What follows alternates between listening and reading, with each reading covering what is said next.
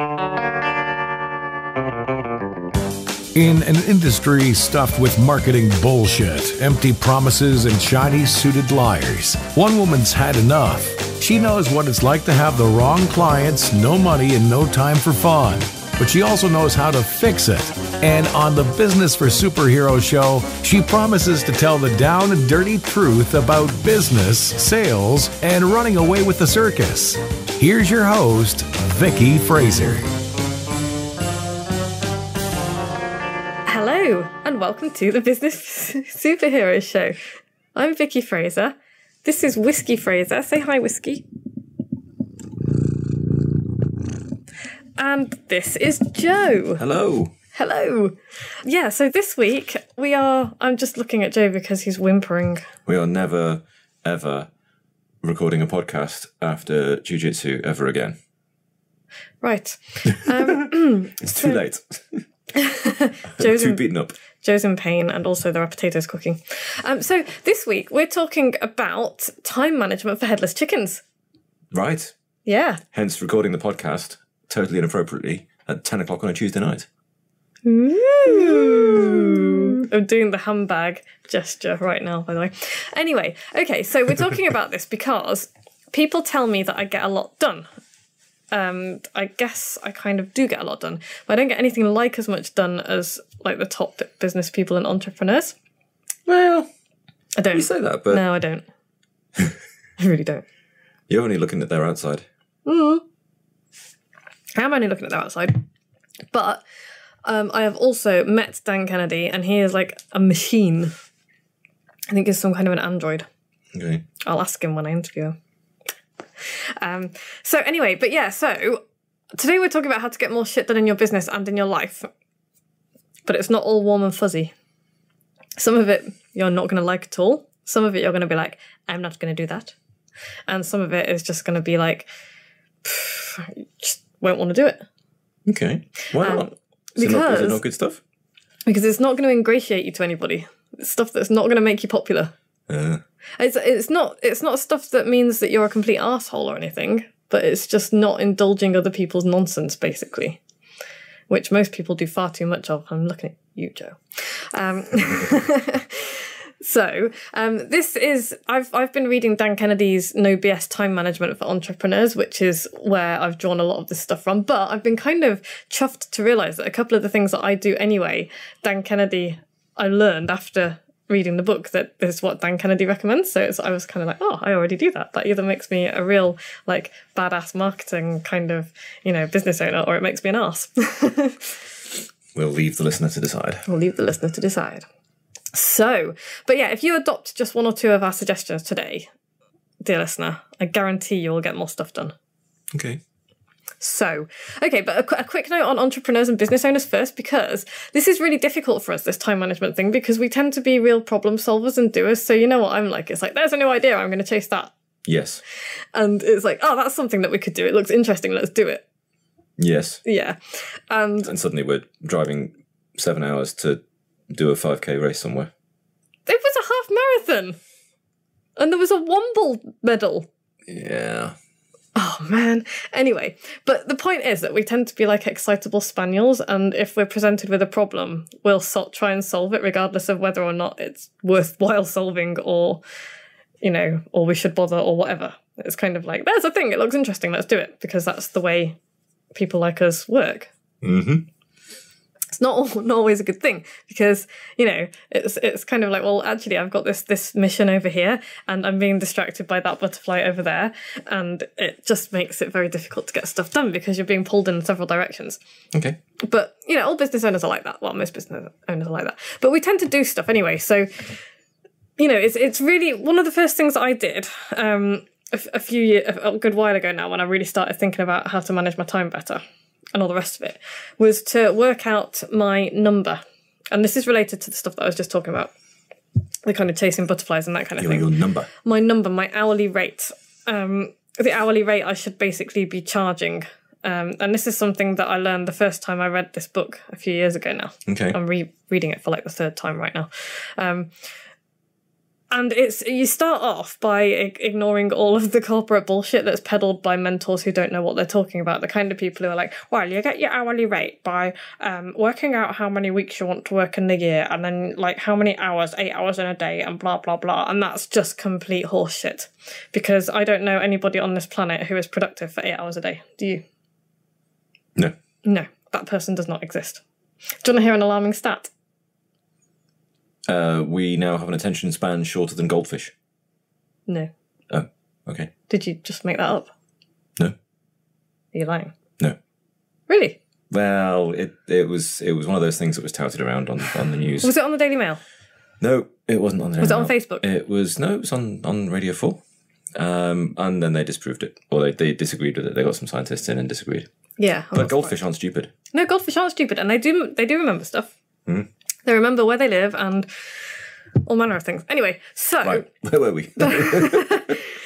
Distracted by stuff. We're ignoring mentors who don't know what they're talking about. The kind of people who tell you how to work out your hourly rate by saying, well, it's 8 hours in a day. It's a mathematical thing where you kind of say, I should earn £50,000 and I'm going to work 50 weeks, therefore I need £1,000 a week, profit margin. Which is like however many divided by 8 hours. But that's complete nonsense because it's based on like a 9 to 5, usually a 9 to 5 8-hour workday. Mm-hmm. And unless you're still working in like a corporate job in a cubicle, that it's just bullshit, because it's like your bosses in offices, and I used to work in an office, I know this, they measure the value of employees by whether they're sitting at their desks between 9 and 5, not by actually how productive they are, which always infuriated me, because it could be like, well, wouldn't it be better if I worked for 4 hours and got shitloads more done than sitting at a desk for an entire day? Of course it would be, but nobody ever thinks like that because our culture is ridiculous. Mm. So that's kind of how it's worked out. That only works for clock watching employers, basically, who measure worth by butts on seats rather than actual productivity.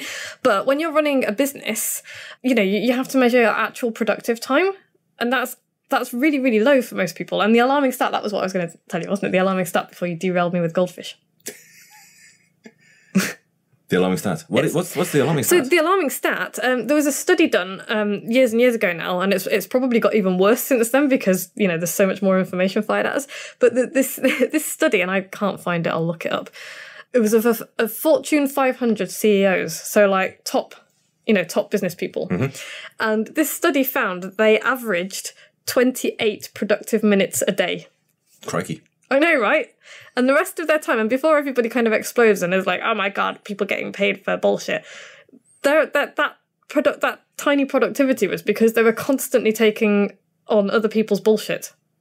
Right. Almost certainly, most of the problem would have been constantly taking on other people's bullshit. And it's true because, most people are not much better, because when I worked from home at a job, I always got more stuff done. Mm-hmm. And you find that as well, don't you? Yeah. And if I'm working, if a client, because every now and then I'll get clients sort of saying, oh, could you come and work from our office? And I'm like, hell no. Hell to the no. Not a chance. And there's two reasons for that. First of all, they could not afford to have me come and work at their office for a day or whatever, because just, my daily rate for that. What the hell do they want you there for? So they can phone you and disagree with you and just drag you into shitty meetings. No, this is a note for copywriters. This is almost certainly, not 100% of the time, but it's a pretty good indicator that client is going to be the massivest pain in the arse ever, because they are going to be the type of people who want timesheets, who want to know how much time you spent on this, that, and the other. Which, when you do a job like I do, actually, some of my productive time is staring out of a fucking window sometimes, because I am mashing thoughts in my head. I might be lying in my hammock with my eyes closed thinking about a load of stuff that I've just read.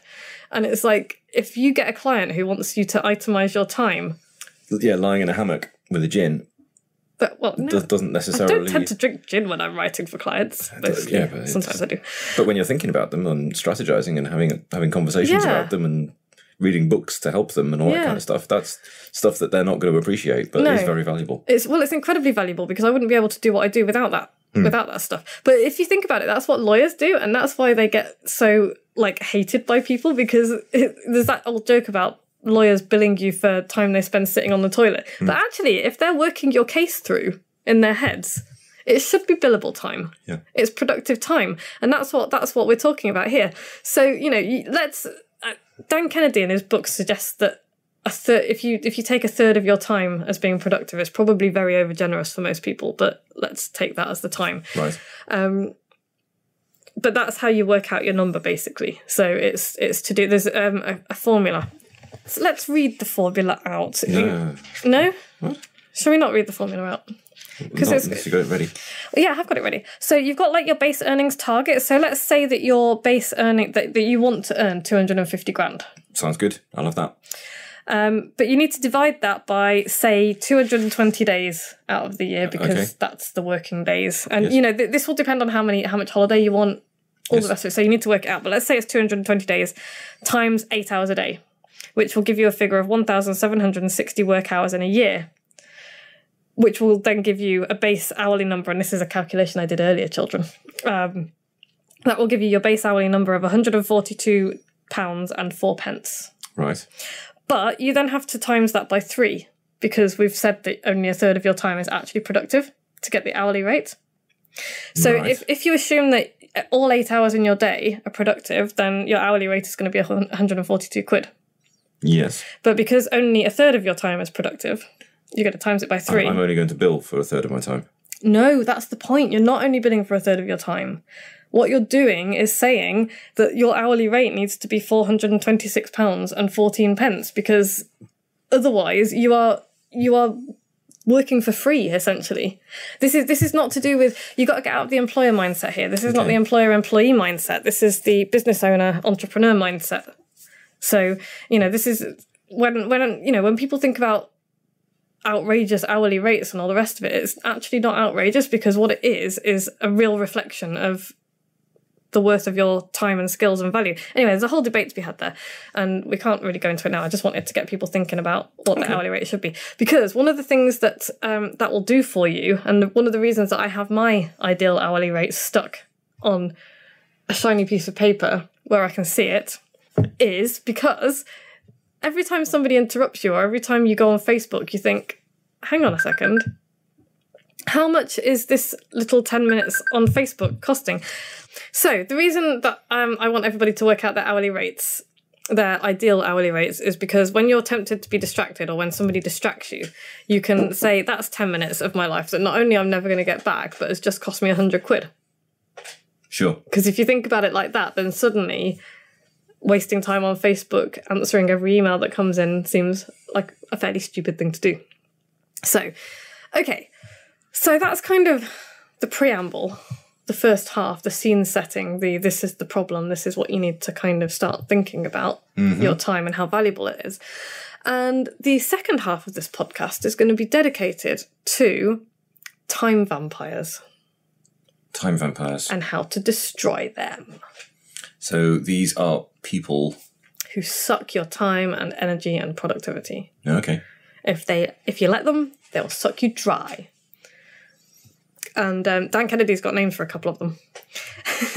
There are also emotional vampires, by the way. People who suck all of the emotional energy out of you. We all know emotional vampires, I'm sure. People who make you feel exhausted after you've spent time with them. Yes.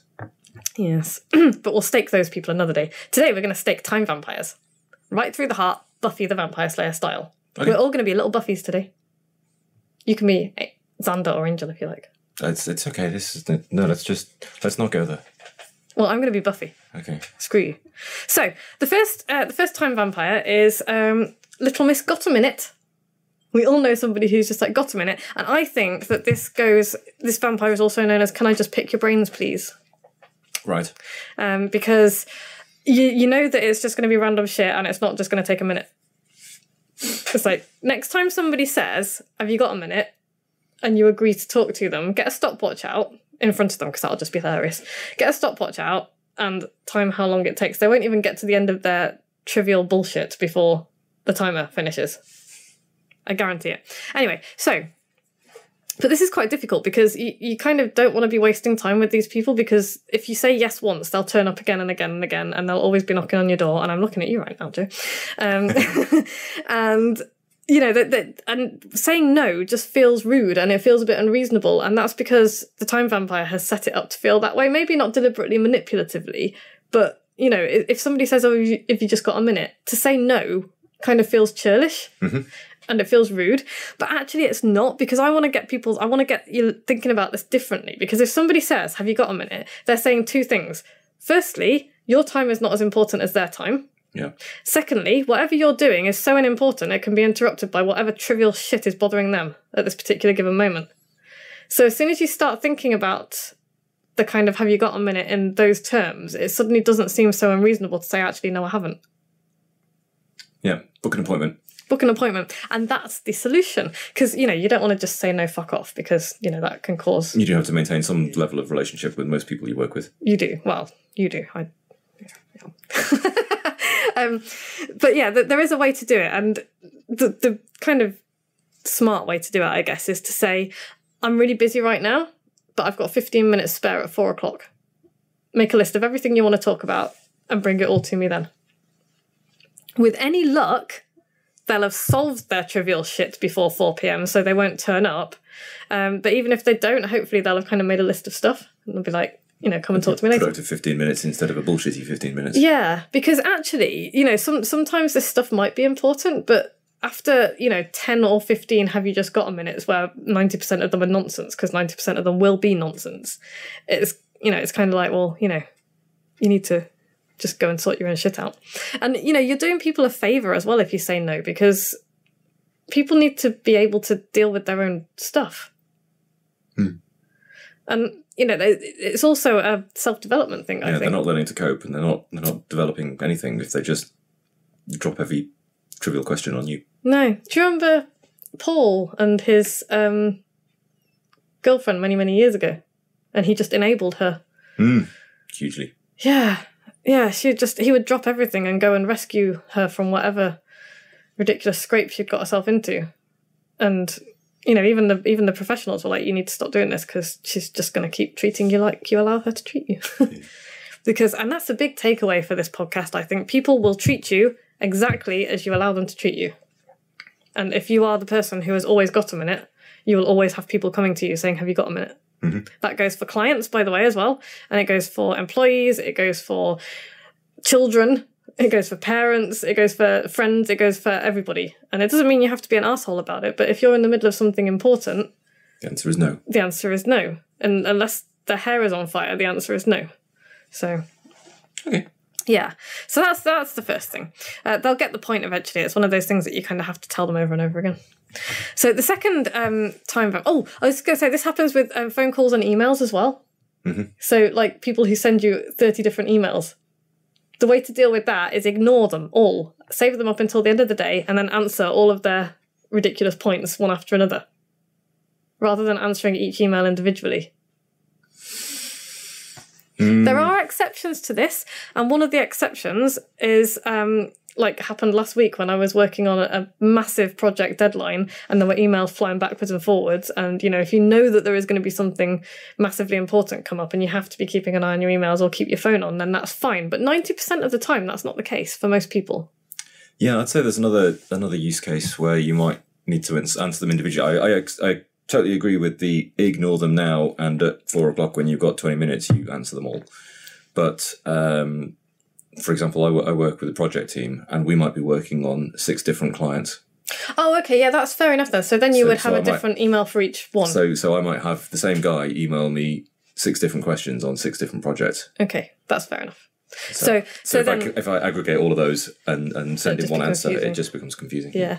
Actually, on that note, though, that's a really good point. So that's obviously a really good argument for sending separate emails, but still not answering them all as they arrive. For sure. But, another productivity thing, something that drives me nuts is when people change the subject of a conversation mid-email stream, but they don't change the subject line. So what I will always do, if somebody asks me a different question, I will change the subject line and it will become... So that when you search your inbox later on, you can find the damn thing. So that little tip there is, anybody who ever meets me in real life, you owe me a drink for that little tip. Or a conversation will continue the same thread from one end to the other and someone changes the subject heading halfway through. To something random. To something else. Yeah. It's like, what the fuck are you doing? Yeah. What does this relate to? Yeah, exactly. God damn you. So there's that. Okay, so the second time vampire. Second time vampire is, Dan Kennedy calls this one Mr. Trivia. Okay. everything is important, or is somebody who can't or won't differentiate between what's important and what's unimportant. Usually won't, I think. I'm choosing to be cynical here.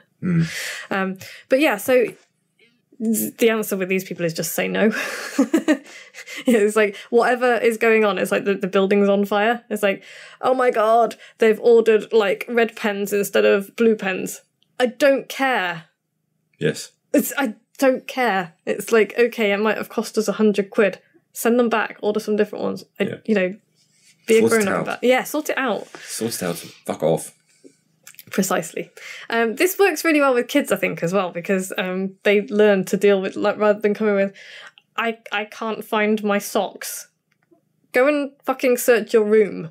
Yes. Are they in the sock drawer? Yeah.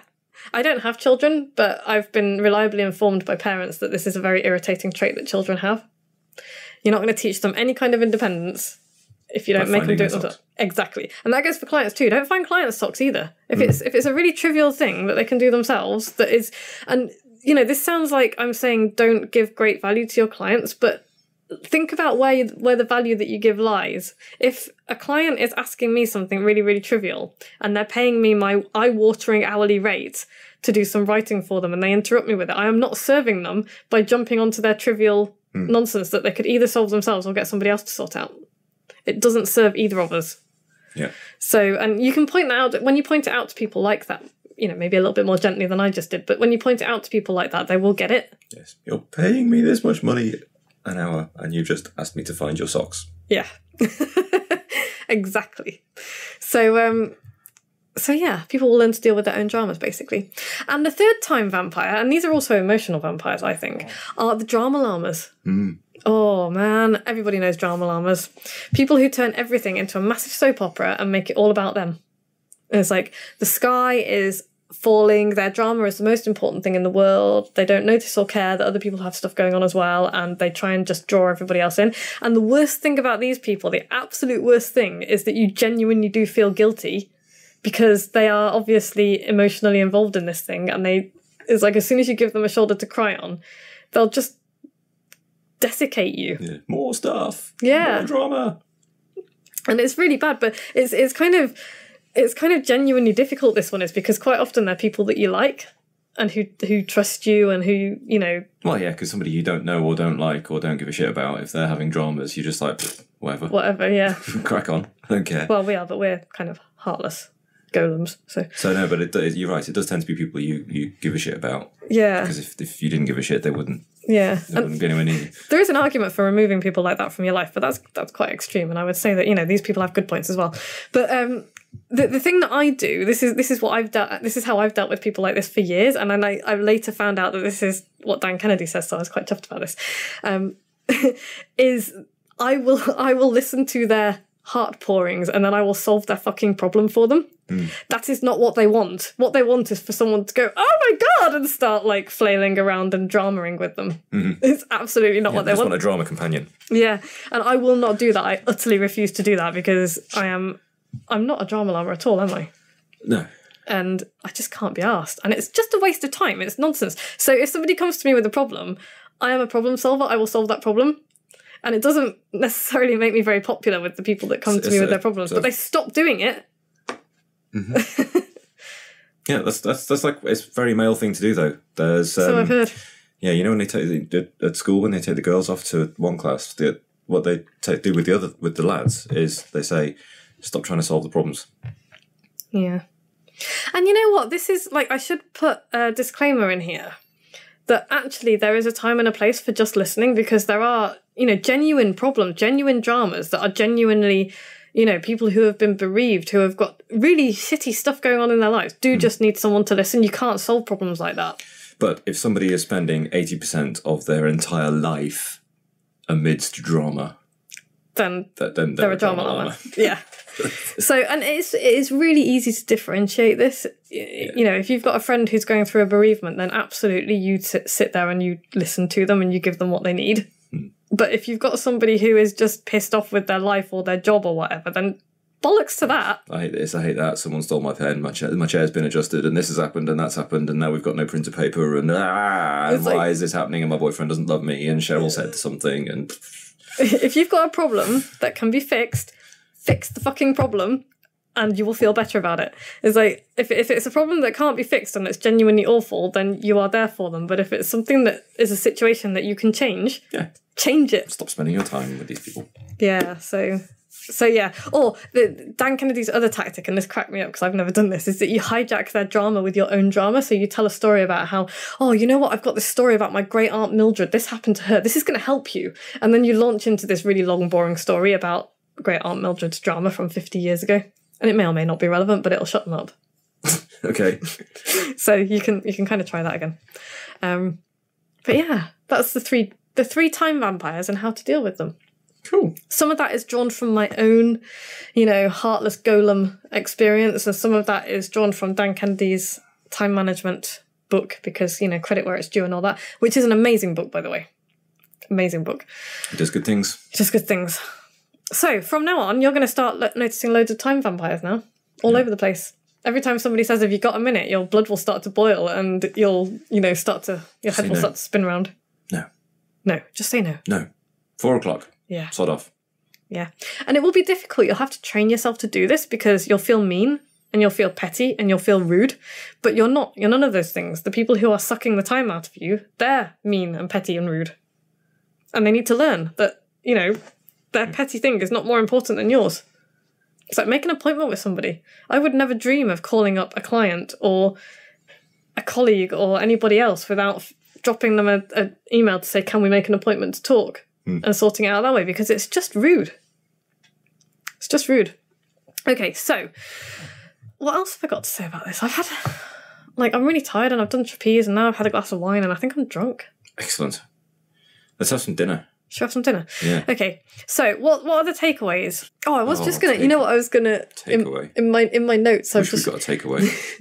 But we're having curry. We're having dosas. It's gonna be great. Do you remember my 4 a.m. all-nighter that I was actually proud of way back in the early days of me running my business, when I made the mistake of looking at my emails just before going to bed? No. Oh man, I can still remember that. I made the mistake of looking at my emails just before going to bed, which don't ever fucking do, by the way. And a client had this epic hair on fire, drama, and me being still green around the gills and quite new at this kind of thing was like, oh my God, I need to solve her problem immediately. And I was up till 4 a.m. doing something that wasn't even within my remit. Fixing a website. Can you imagine me trying to do techie stuff with a website and trying to figure out 4 a.m, awesome. Oh man. It was, and I was actually proud of that. Customer service. It's bullshit. Do not. If you answer your emails at 11 p.m, people will expect you to answer your emails at 11 p.m. On Fridays, I do not answer my phone after 2 p.m. No. Because and I don't even change, because we write code and we do stuff. I don't change designs. I don't write code, and I never ever commit anything new into a factory on a Friday afternoon. Good. And you shouldn't. Because it's just a fucking disaster. Yeah. When you're working from home, I get the proper rage if you answer the phone at 4 p.m. It's like, what are you doing? It's like, what are you doing? And sometimes you're like, oh, it's actually an important thing. And I'm like, okay. And other times it's like, oh, it's so and so, and I'm like, put the phone down. Yes. Can we have a chat about this? And 40 minutes later, you're like, no, stop. At that point, I start crashing around really loudly right next to the phone. Just casually walk towards the router and just unplug it. Yeah. So everything stops. Your colleagues must love me. Okay, so quick takeaways. You need to train yourself to give fewer fucks about other people's trivial nonsense, basically. Okay. Doesn't mean becoming a heartless, awful friend.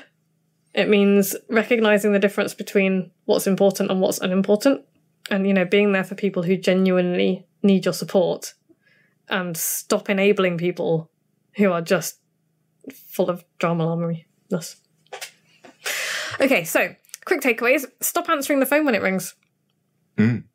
Unless you are actually expecting a call from somebody that, you've booked in, or that somebody might be calling about an urgent project or whatever, don't answer the phone. My phone is on silent all the time.